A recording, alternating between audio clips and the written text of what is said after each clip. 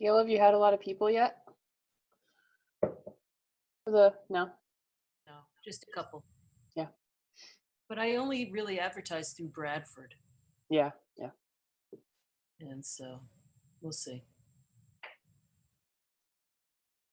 Looks so much better with Gail at the library desk, doesn't it? I know. I was in the office last time. Oh, yeah, it's pretty nice. Nice to see books. Paul Hunt keeps getting on calls with like stock photos of really nice libraries behind him. Oh, was that a stock photo? That's Yeah. not. I was gonna No, ask it's him not who- his house. This is real. I was going to ask him who did all his cabinet work, but no. Yeah. Yeah, I think a lot of libraries were like the famous ones and stuff were like posting wallpapers people could use for the background.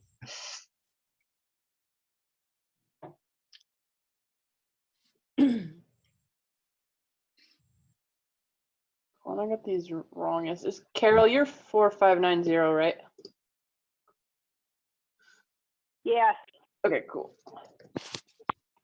Put the wrong name on you yesterday. And is Patty 2990? Or who's, if Yeah. not, who is? Okay. Yes.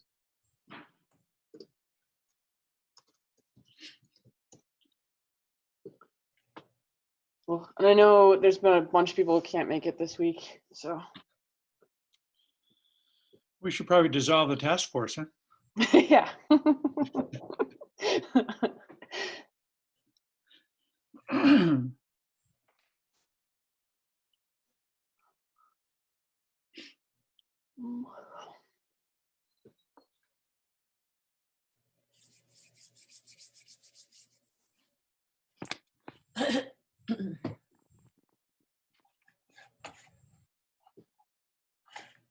Give everybody one more minute. Ryan, you're not in any you're not in Ireland or Italy today.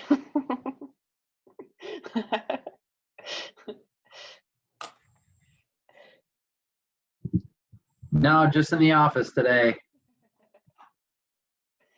Sorry about your dogs.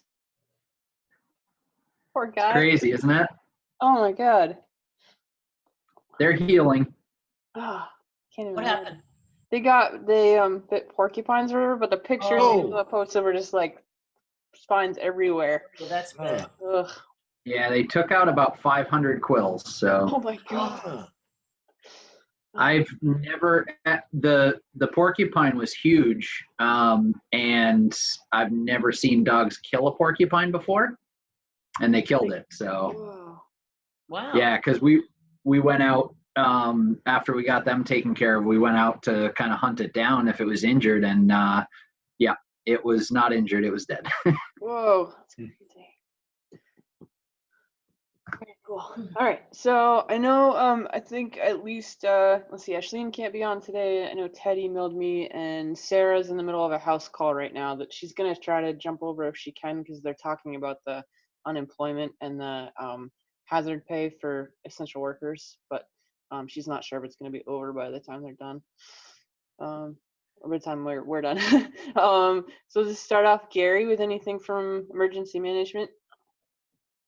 Nothing really new. I'm just happy if you just listen to the governor. He's relaxed it a little bit more, so people can gather outside up to 10 at least. But with this warm weather, more and more people want to get out. He's opened the parks. That's a good thing. But that's about it. Cool. Anybody have any questions for Gary? No, sometimes. Let's see. I don't think I have anything for communications. I guess the yard signs, I had a volunteer lined up and I hadn't heard, and it turned out he was sick for like a week. So I'm just gonna probably just do the signs this weekend when it's nice out. But so those are delayed. Volunteer coordination, we've got pretty good number of we're still meeting on Fridays, and then we've got a pretty good number of the volunteers who have signed the waiver. We've been all of the like leads for each team have been reaching out to their group of like 10 or so people to get to know them a little bit, and then we're gonna do like a just kind of a fun gathering call on Friday night if anybody wants to join that. It's kind of just like yay volunteers.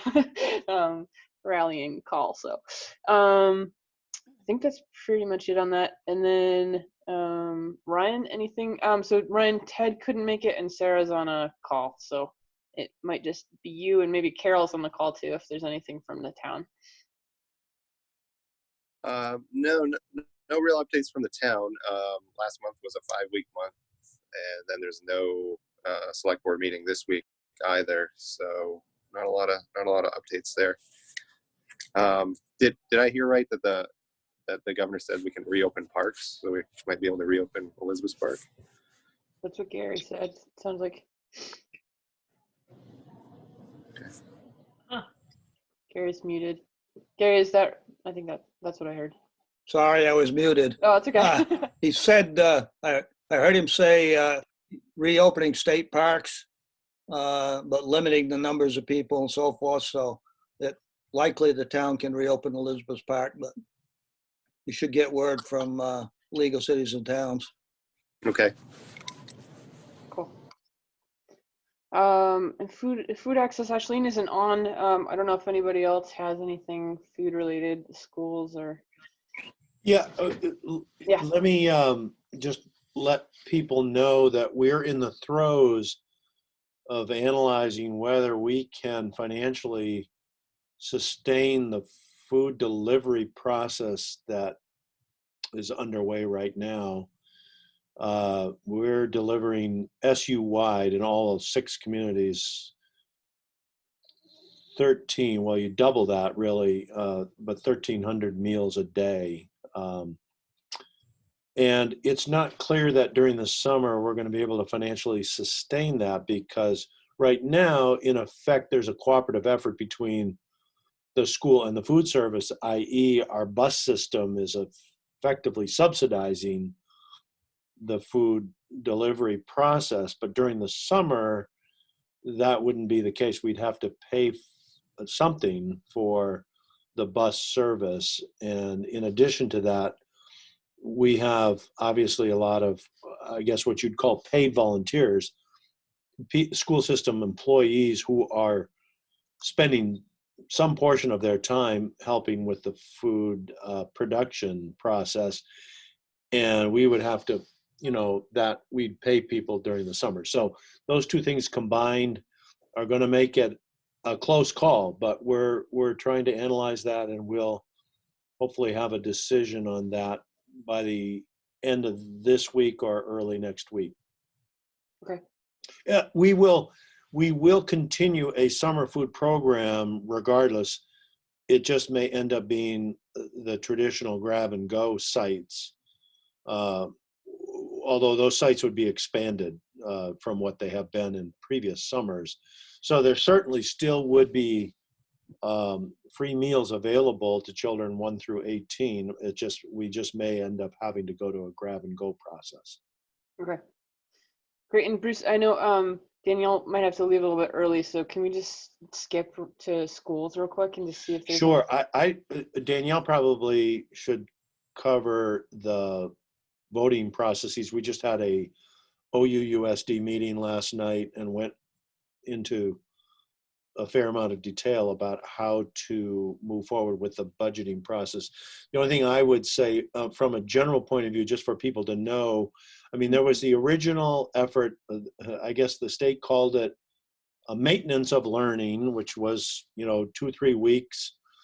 By early April, we had moved into a continuance of learning plan, which was a much more comprehensive effort to make sure that we're progressing as best we can with every child in the SU. And I guess what I would say is we're now moving into a future of education process where we're considering everything from graduation issues to what it's going to look like in the summer. And most importantly of all, what we may be facing moving into the new school year. There's a lot of uncertainty around that, but we already have working groups beginning to address those issues. Those groups have done a great job of putting together the first 2 plans, and I don't doubt do a great job putting together the third plan, but it's complicated. Well, Danielle, do you want to? Yeah, so I'm actually, pardon me, I'm trying to find my notes from last night because I had written down some things that I wanted to be sure that I shared, and now I'm totally unorganized. Okay, so real quickly, I can talk about the budget. We are trying to revamp the budget a bit. I don't know that it's going to be significantly different. I think there's going to be some significant changes, but you know, nothing that's going to make huge sweeping savings for people, I don't think. But so we're looking at that. We should have the numbers, I would say probably either tomorrow or for sure by the end of the week.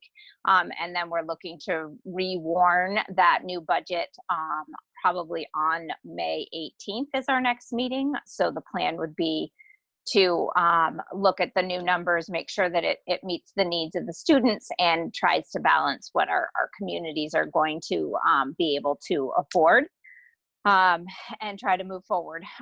Right now, we're looking at having a community vote on April 23rd. And that has been, you know, in very, very close communication with both of the town clerks, trying to figure out what methodology they're comfortable with, and how they think it would be best to proceed with that.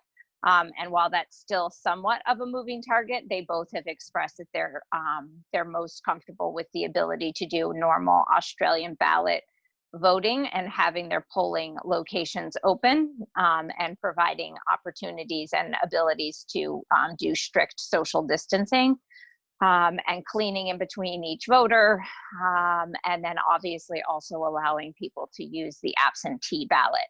And strongly encouraging that, of course, would be, I think both clerks would be comfortable with me saying that. So, and us as a board, you know, we don't want anybody to take any risks. We want people to feel like they can vote. That's our most important thing. We don't want people to not feel like they don't have a voice in this process. So anyways, so I hope to have numbers sort of towards the end of the week for sure. I would be able to update you guys next Wednesday as what that number looks like. So I can take some questions about that if people have it, and then I'm still looking for my numbers because I wanted to address, I know people had been concerned about accessibility for students, and we talked about that last night, and I was really, really impressed by all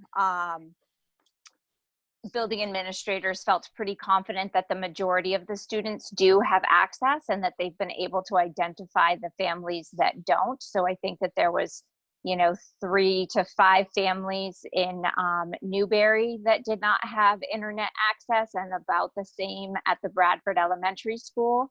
And then obviously Oxbow, you know, those families funnel into Oxbow, so they were sort of already being addressed, and they're working with those families to get them access. So, you know, either putting them in touch with Comcast or somebody that can get them services, although there's been a lag in getting those services.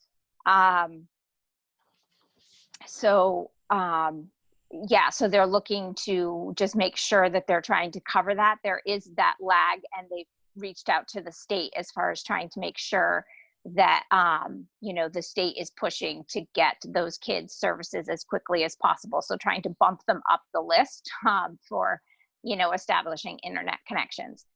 And I hope that everybody saw, or at least is hearing about the 250 Chromebooks that the OESU was awarded. There was a press release, and I posted it out on the listservs, which is just extraordinary and just speaks volumes to what's going on behind the scenes in our community of teachers and administrations. They're working really hard to make sure that kids have access. And so, you know, this gift of 250 Chromebooks is going out through the schools to kids in need, as far as, you know, it's school property, but they're giving them to kids to have access. So. Cool. I have a couple questions, Danielle. One, you said April 23rd for the vote, but is it May June. 23rd? June? Okay, June 23rd. Yeah, Okay. it's not, yeah, sorry, did I say April? Yeah, I wish April. problem. No, June 23rd. Yeah, Okay, June okay, cool. 23rd. And is there going to be some kind of community discussion type meeting? Yeah, so that's the plan. We're trying to sort of finalize what that format will look like, whether we do sort of an open Zoom or if we, you know, we're obviously going to be sending out a revised budget summary. It'll be much shorter and easier to mail. So it's not going to be the book with pictures and all of the reports, but rather just sort of a summary. So that will hopefully be going out as soon as we know what our number looks like. And then in that, we're hoping to have a formal information meeting and then alternatives, ways to get information. So we're talking about maybe creating a video that we can post to Facebook so that people can sort of see us discussing what the budget looks like, what the changes are, doing a comparison or something like that, but not with just a pre-recorded video kind of a thing. We're trying to figure out all different ways, and we'll take suggestions on how people think would be best to give information to people, because we want to try and get the information out so people can feel comfortable supporting the budget. Cool. And then is the absentee ballot being sent to all voters at their houses, or do they have to all go to the town clerk? Because none of the town clerks are open in order to get ballots.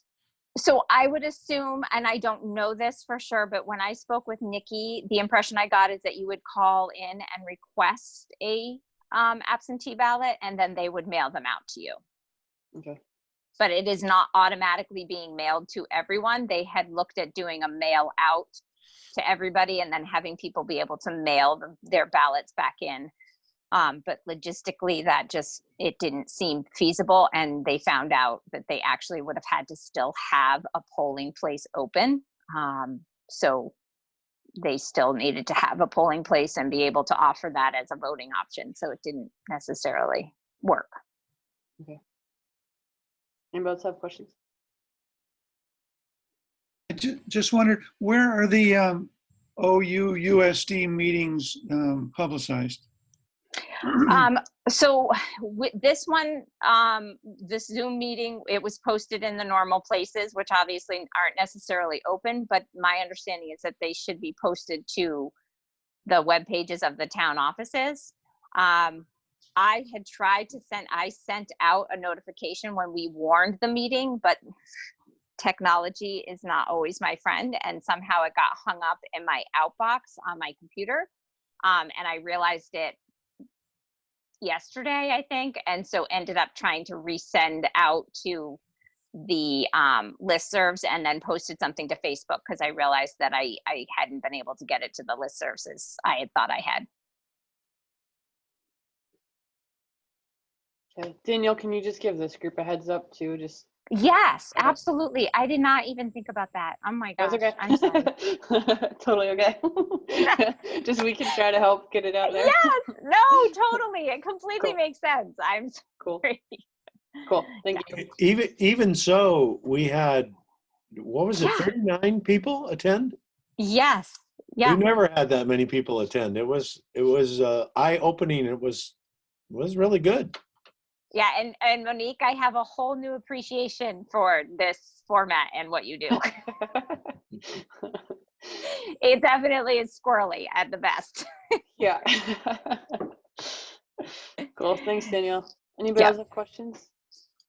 Okay, cool. So just the next one is May 18th, you said? Yeah, so it's May 18th. It's at 5 p.m. That is going to be, it's going to be, I don't want to say it's going to be short, but it's really to focus on getting that budget number warned, getting the verbalization, the wording correct for the warning. And there's a few other things on the agenda. And I will be sure to be better about sharing that is agenda out with the Zoom information.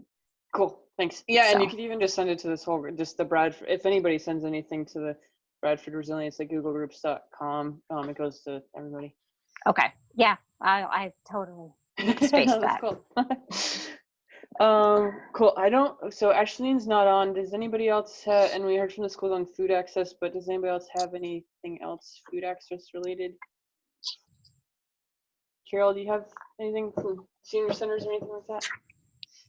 One of the things that came up last week was that the Council on Aging had talked with Vicky at the senior center about possible upcoming shortages, particularly of meat, and had suggested that she get a freezer. Do you know that freezers are as scarce as toilet paper? Oh no. So we're working on trying to find either a new freezer, which the Council on Aging was going to give her money for, but if you can't find a freezer, you can't. And if we don't find a new freezer, we're going to be putting out a call for either freezer space or a used freezer. Okay. Yeah, if you want me to share anything to Facebook or something, Carol, if you have dimensions or something, let me know. Okay, I will check with her. Okay. Ryan, do you want to give any food access type updates from Hannaford as far as supply and that kind of stuff? Yeah. So we're almost assuredly going to see some real limitations on different kind of meats in the very near future. We've got a number of meat processing plants closed due to the virus. A couple big ones are Purdue and Smithfield, have had huge impacts on their ability to process meat. So we're going to see pork and chicken shortages, like almost definitely. But we're going to see meat become scarce here for I don't know how long until they can get the plants back up and running. We're trying to source some other smaller vendors to make sure that our supply doesn't get interrupted, but we're already seeing it a little bit on a day-to-day basis. Cool. Thanks, Ryan. Let's see. Medical, I don't see Ayla, but Michael, did you have updates for the medical pharmacy mental health piece? No real medical changes. We're still doing televisits and limited in-person visits at the clinic. In 2 weeks, our behavioral health team will be coming back into the clinics and seeing a limited amount of clients in person. Behavioral health will still be predominantly televisit and telephone visits, but for case-by-case basis, we might have clients coming into the building for face-to-face sessions. Okay, and then you guys are doing that Teen Speak. Do you want to, you have a date and time now? Or Yep, the collaboration between Clara Martin Center, the libraries, and Little Rivers is pushing forward with the Teen Speak program that's going to be starting next Thursday, I believe at 2:30. I don't know if Ashleen's gotten any of the kids to sign up or to contact her, but we're hopeful. Cool. Awesome. Let's see. Business financial, Aaron?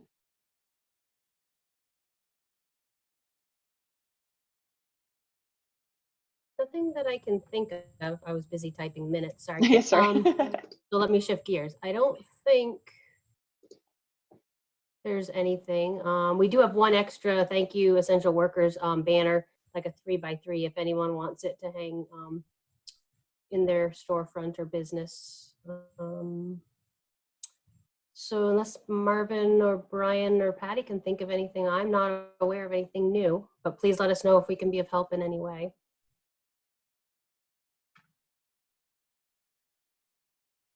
Nothing here. Yeah, I don't know if Patty has audio right now. Patty, do you have audio? Okay, cool. You do.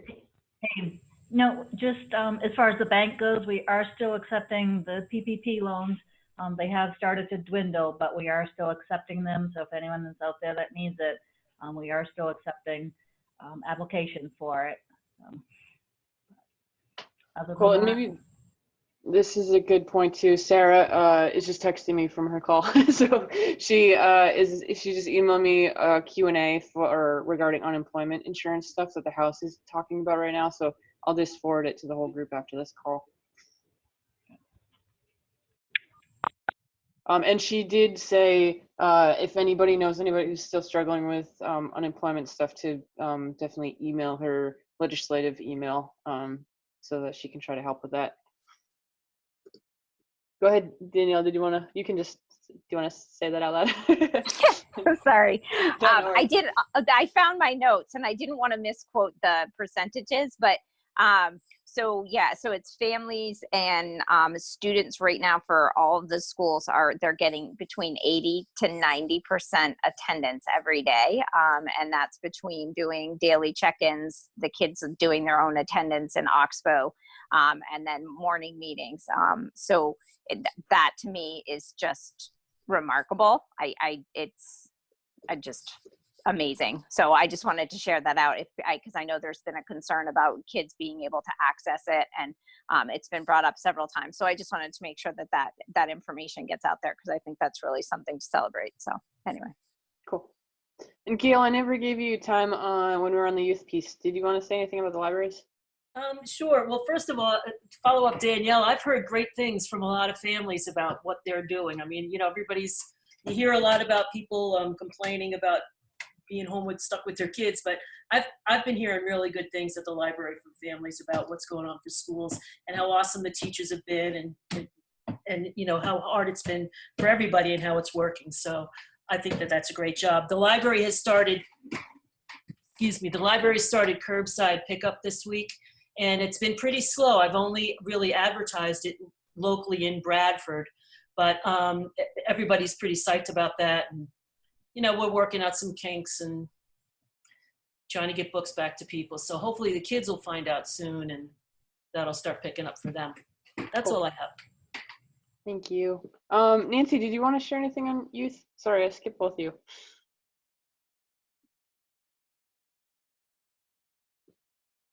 Hey, Monique, I'll say something about Bradford Youth Sports is in contact with Connecticut North Valley Little League about potentially putting together a season, an amended season, and trying to gauge the interest in that. So on BYS's Facebook page, they put out a post.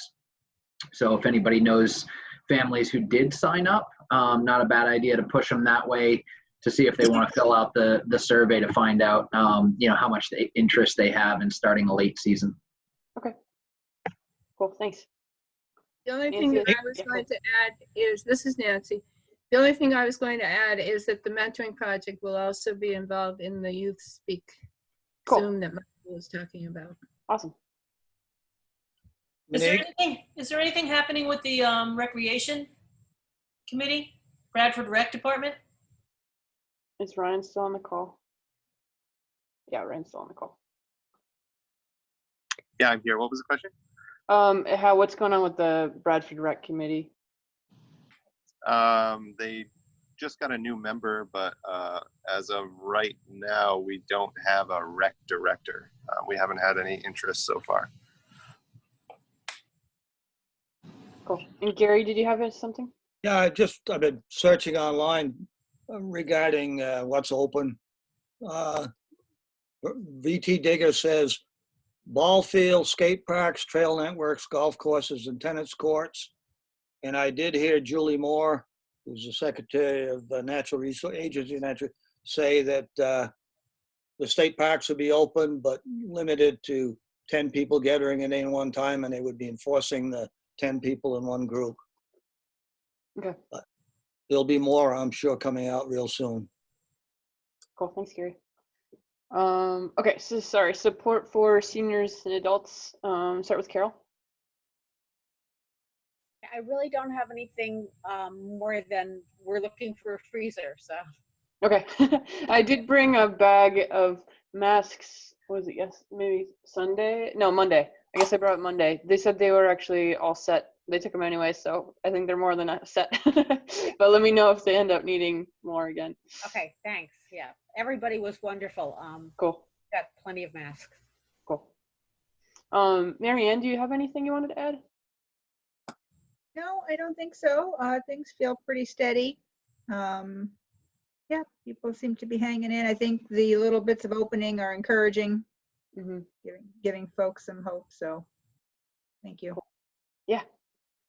One of the things about the opening is that it also, in Vermont Digger said that people over 65 should still maintain the social distancing and not join in these openings. Mm-hmm.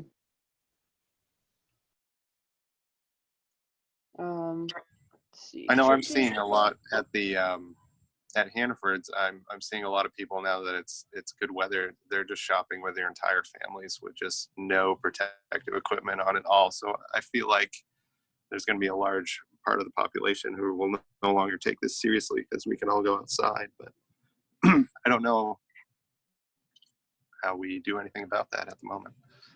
Yeah. Let's see. Churches, Carol Taylor.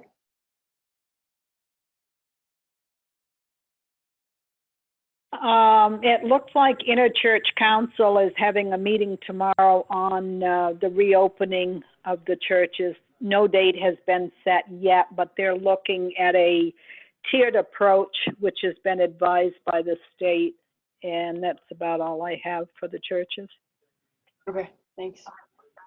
Let's see. Housing. I don't know if I see Marcy on, but I do see Linda and Ramsey. Not a whole lot right at the moment. The governor was supposed to be signing something, I think, today about evictions, and I just got an email about a legal aid 30-minute presentation about evictions tomorrow. So I'll know more about that then. That's probably about general landlords, because there was already prohibitions for the more like HUD funded housing. It is May, and generally speaking in May, some housing sort of starts to open up, and it seems to be happening a little bit. There's still not enough available. So there is a group that was meeting, and I think I'm meeting with at 2 o'clock today, that is talking about, they were the group that was sort of focusing on what to do with the different emergency sites that were trying to be planned about putting people who, if they came down with COVID or needed isolation, and where to put them. That's not happening at the moment because there's enough capacity in Chittenden County they feel like to take care of the state, at least at the moment. So that little group that we were meeting with has sort of changed into what do we do about housing going forward kind of group. So we are talking about, you know, what do we do going forward? What do we need in our areas, and trying to look at creative solutions to try to figure out when this is over, there's going to be a huge number of people who have been being housed and fed daily. Do they just get kicked out, or do we get them housed? So that's, you know, some of the topics of conversation. I had a question. Yeah, thanks. I had a question for Ramsey. Maybe she knows. Are there any restrictions on people being able to move at this time? Or like I have a situation where I've been told by someone that a landlord has told them that their friend can't move in unless they get tested for the coronavirus. Do you have any?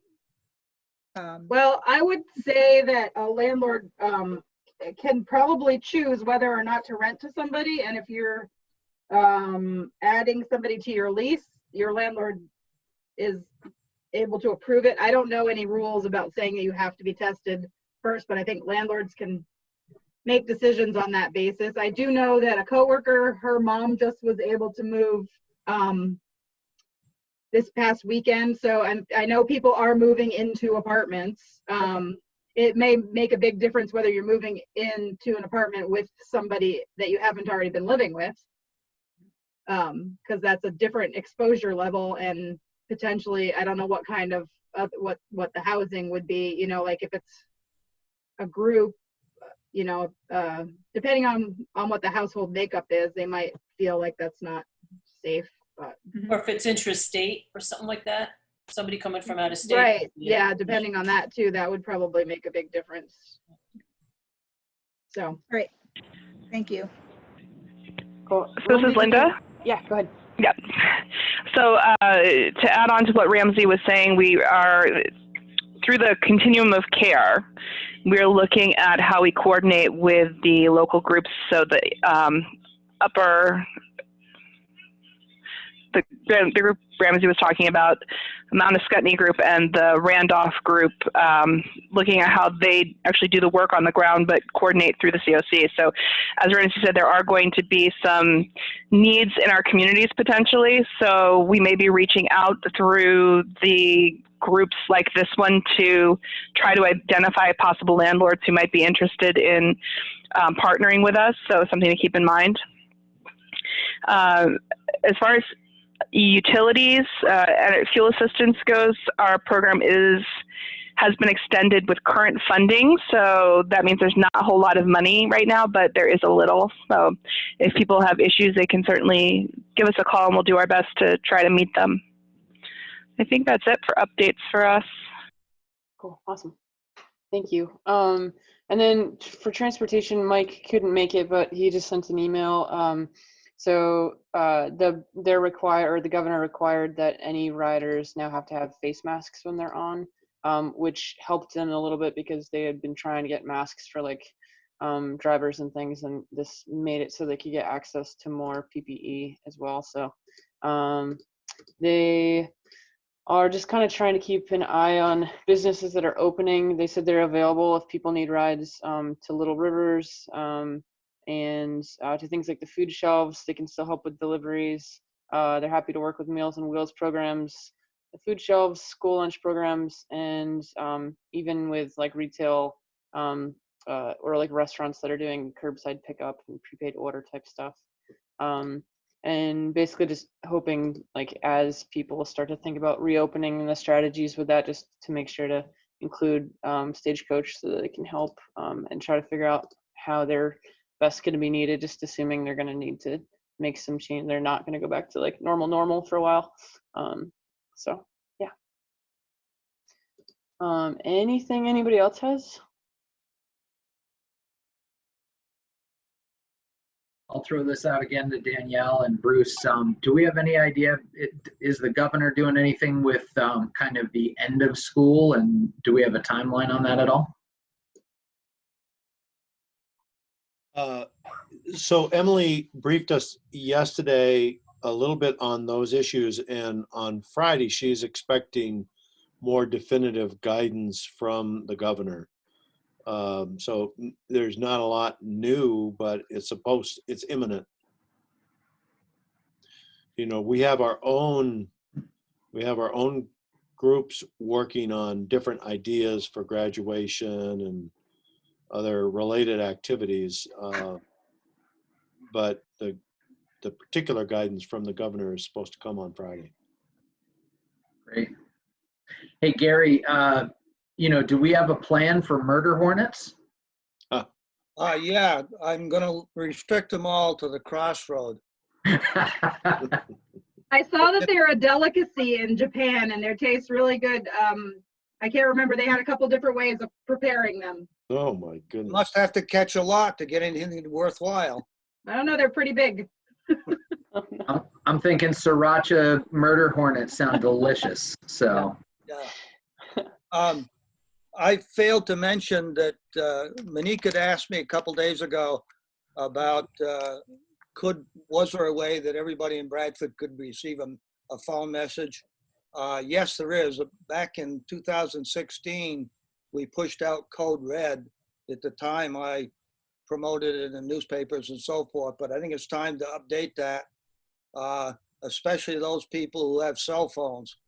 It's automatic for anybody who's listed in the white pages. That goes through Hanover Dispatch, who does our dispatching, but anybody who has a cell phone needs to, if they want to be called on that, needs to have it entered. And I'll get that information on the listserv probably tomorrow.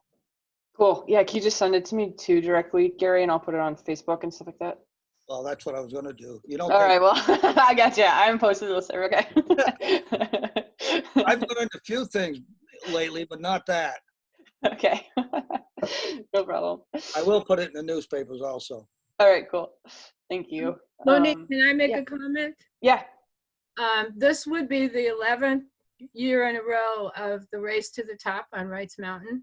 Mhm. And instead of doing it this year, we're going to have a virtual race to the top for the whole month of June. And it's all by donation, and all the proceeds will benefit the Bradford Area Food Shelf and the Space on Main. And it's on Facebook now, and it will be on the listserv this week. The site for registration will be listed. Cool. Thanks, Nancy. I have another thing I wanted to ask people about. Yeah. Have you all seen the article in the New York Times about the kids who have already had the virus, but are now getting very, very sick again, and some are actually on ventilators now? Wow, no. Kind of scary. There's like 25 kids in the New York area that have been hospitalized. Oh, wow. And it sort of flies in the face of the theory that kids don't get sick with it. Mm-hmm. Nancy, if you have a link to the article, I could share it around, or I can just take a look. Okay. Cool. Thanks, everybody. And as far as, let's see, Brian, Patty, Justina, Carol, Nancy, we're not official until as far as appointed people until next select board meeting on the 13th. If you can make it, it's at 6:30, but I'll just make it too, and just ask them to. I think they're all on board with everybody who wanted to do that. And so, yeah, so we don't have any like formal stuff to go over or vote on or anything this meeting. So thank you so much, everybody. Oh, sorry. Oh yeah, go ahead, Justina. Just, I know you sent it to me before, but could you send us the link to the meeting? Yeah, just totally. So we can actually get into it. Yeah, absolutely. I will do that. Cool. Thanks, everybody. Thank you. All right. Bye. Thanks, everyone. Thank you. See ya. See ya.